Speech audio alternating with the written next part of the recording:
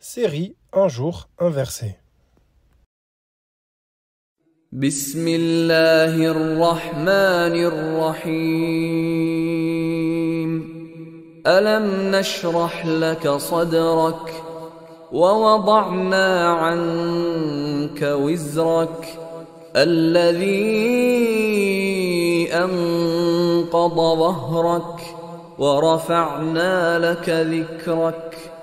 فإن مع العسر يسرا إن مع العسر يسرا فإذا فرغت فانصب وإلى ربك فارغب. Épisode numéro 11. Face à la difficulté, une double facilité. Comment réagis-tu face aux difficultés de la vie? Certes, à côté de la difficulté, il y a la facilité. À côté de la difficulté, il y a la facilité. Allah nous rassure en nous disant que chaque malheur sera suivi de deux facilités. Derrière toute chose, qu'elle soit bonne ou mauvaise, il y a un grand bien qu'Allah seul connaît. Le prophète sallallahu alayhi wa sallam a dit que lorsqu'un musulman tombe malade, Allah l'a rendu ainsi pour purifier son cœur de ses péchés, comme l'arbre se débarrasse de ses feuilles mortes. Allah te demande, dans ces moments-là, d'avoir confiance en lui et de faire preuve de patience. Ainsi, lorsque tu rencontres un frère malade, souhaite-lui la guérison et dis-lui, il n'y a pas de mal, que ce soit une purification par la volonté d'Allah. L'histoire du prophète Ayyub alayhi salam nous donne une grande leçon de patience lorsqu'Allah l'éprouva pour tester sa foi. Elle nous montre comment agir face aux épreuves de la vie. Ayyub fut partie des prophètes qu'Allah a inspirés et qui sont cités dans la sourate An-Nisa, verset 163. Nous t'avons fait une révélation comme nous fîmes à Noé et aux prophètes après lui. Et nous avons fait révélation à Abraham, à Ismaïl, à Isaac, à Jacob, aux tribus, à Jésus, à Job, à Jonas, à Haroun et à Salomon, et nous avons donné le Zabour à David. L'homme le plus patient. Allah a accordé sa grâce à Ayyub, le reconnaissant. Ayyub, ou Job, était un éminent prophète qui vécut à Haran, à proximité de Damas en Syrie. Il était un homme exemplaire aux yeux du monde. En plus de sa grande sagesse et de sa compassion, Ayyub était également un homme très riche. Allah l'a gratifié de ses dons généreux. Il possédait d'immenses troupeaux de bétail et des champs très vastes. Allah l'avait aussi doté d'un corps robuste et d'une beauté que l'on compare à celle du prophète Youssouf.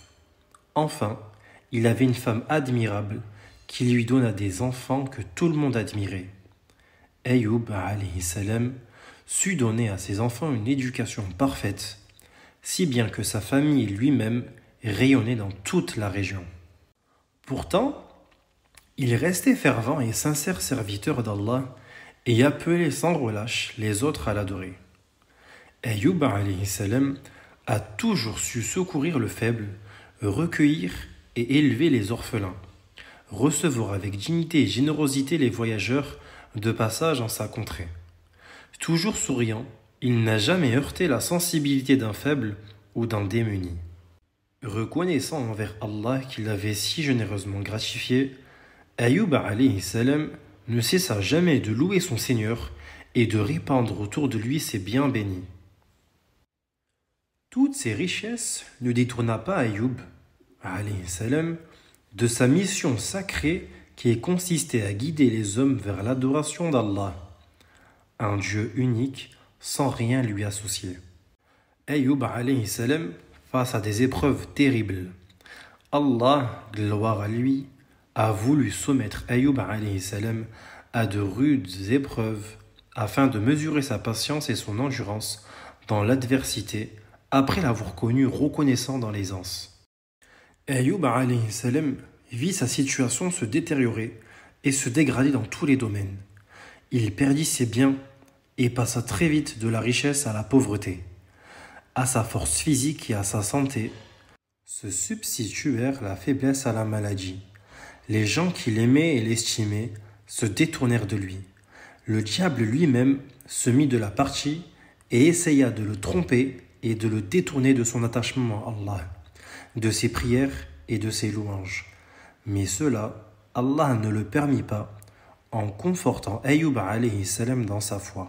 Comme première épreuve, Allah fit perdre à Ayoub tous ses biens. Très vite, il perdit sa fortune, son bétail, ses esclaves et domestiques. Quant à ses terres fertiles et généreuses, elles devinrent subitement arides, ingrates, toute verdure avait disparu, il ne restait plus qu'un désert de poussière. Ses enfants, quant à eux, moururent un à un, emportés par la maladie. Ayoub alayhi salam, lui-même touché par tant de malheurs successifs, se vit anéanti par son corps, par toutes sortes de maladies à la fois. Vieilli avant l'âge, squelettique, accablé, il était méconnaissable. Ses amis, nombreux au temps de sa prospérité, le quittèrent un à un et l'ignorèrent. Des voisins, des proches, des inconnus, à qui il avait tant donné, lui tournèrent soudain le dos. Dans son malheur, Ayoub alayhi salam fit face à l'ingratitude humaine. La femme de Ayoub alayhi salam, solidaire de son époux. Face à ces épreuves terribles, Ayoub alayhi salam ne trouva qu'une seule personne pour le soutenir. Ce fut son épouse, qui resta à ses côtés en ces temps pénibles et durs, comme elle avait été à ses côtés dans l'aisance et dans la sérénité. Elle se montra digne et noble dans l'adversité. Elle se résigna face à l'épreuve à laquelle le Seigneur les soumit, son époux et elle.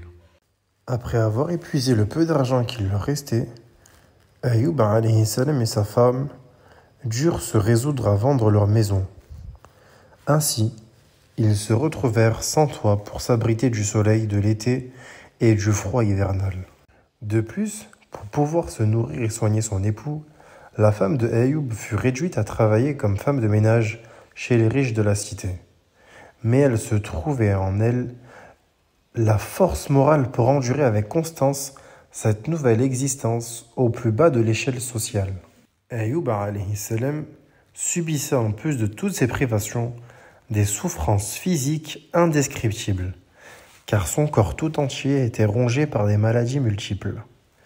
Malgré tout cela, il ne cessa jamais de louer son Seigneur, de glorifier Allah et de lui témoigner une soumission totale. Il était resté égal à lui-même, riche et puissant, il ne fut pas orgueilleux, pauvre et exclu, il garda une foi ferme. Entre-temps, les gens qui employaient la femme de Ayoub finirent par la renvoyer de peur d'être contaminée par les maladies de son époux. N'ayant plus de travail, elle ne sut quoi faire pour se procurer un peu de nourriture pour Ayoub alayhi salam et pour elle-même. En désespoir de cause, elle pensa à vendre ses longues tresses de cheveux, car cela se faisait à son époque. Les femmes riches achetaient de belles chevelures en guise de perruque. Elle alla trouver une femme riche et lui proposa d'échanger une de ses tresses contre de la nourriture. Le marché fut conclu et elle rapporta une quantité de nourriture suffisante pour quelques jours, qu'elle paya d'une de ses tresses de cheveux. Au bout d'un certain temps, la nourriture vint à manquer et elle se résolut à vendre la deuxième et dernière tresse de cheveux. Ayant rapporté de la nourriture à Ayoub alayhi salam, ce dernier refusa d'y manger avant de connaître l'origine de ce repas. Alors sa femme lui montra sa tête, et il sut qu'elle avait vendu sa chevelure. Cela le révolta, et il fit le serment de la fouetter 100 fois quand il guérirait. Puis il se mit à implorer son Seigneur.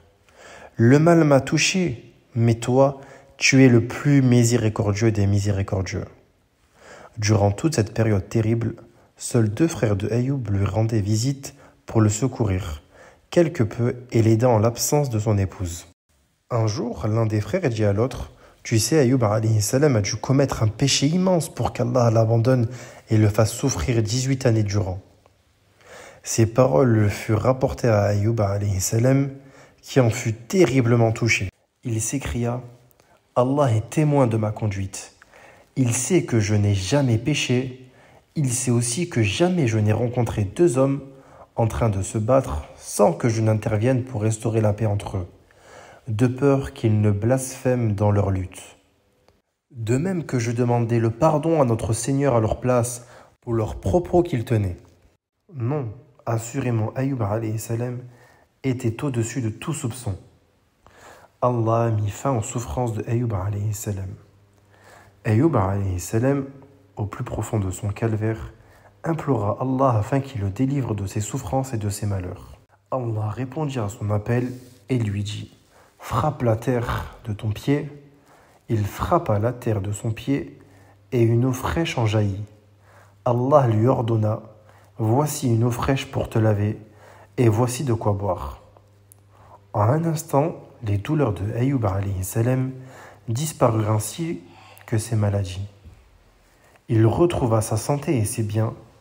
Allah le couvrit de sa grâce et de sa miséricorde. Son épouse arriva peu après. Ne l'ayant pas reconnu, elle se demandait à qui elle avait affaire.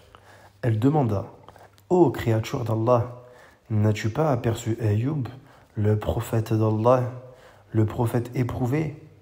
Je crains à Allah ne plaise que les chiens ou les chacals ne le dévorent. En vérité, étranger, tu ressembles beaucoup à Ayyub du temps de sa jeunesse. Il lui répondit: je suis Ayyub. Allah a voulu mettre fin à mes souffrances et m'a rendu ma santé. Allah, dans son infinie miséricorde, a accordé à Ayyub une famille plus nombreuse qu'à l'origine. Et nous lui rendîmes sa famille et la fîmes 2 fois plus nombreuse, comme une miséricorde de notre part. Enfin, le Seigneur envoya 2 nuages sur 2 terrains de Ayyub. Sur le premier terrain, un nuage déversa une pluie de sauterelles en or. Et sur le second terrain, le deuxième nuage déversa une nuée de sauterelles en argent. Enfin, rappelons-nous le serment de Ayyub alayhi salam par lequel il avait juré de donner 100 coups de fouet à sa femme lorsqu'elle avait vendu ses cheveux. Allah, en sa clémence infinie, proposa à Ayyub alayhi salam une issue heureuse pour le libérer de ce serment. Et prends dans ta main un faisceau de brindilles, puis frappe avec cela, et ne viole pas ton serment. Il en fut ainsi par la grâce d'Allah, une grâce pour Ayyub alayhi salam, une grâce pour son épouse admirable, patiente, croyante, qui s'était sacrifiée à l'extrême pour secourir son époux. L'histoire de Ayyub alayhi salam est un exemple lumineux pour l'humanité entière. Ce récit sublime doit éclairer les hommes à travers les temps. Allah soumet ses créatures fidèles à des épreuves, non point pour les voir souffrir, mais au contraire, pour que les vertueux solides dans leur foi trouvent en cela le moyen de se rapprocher davantage de leur Seigneur.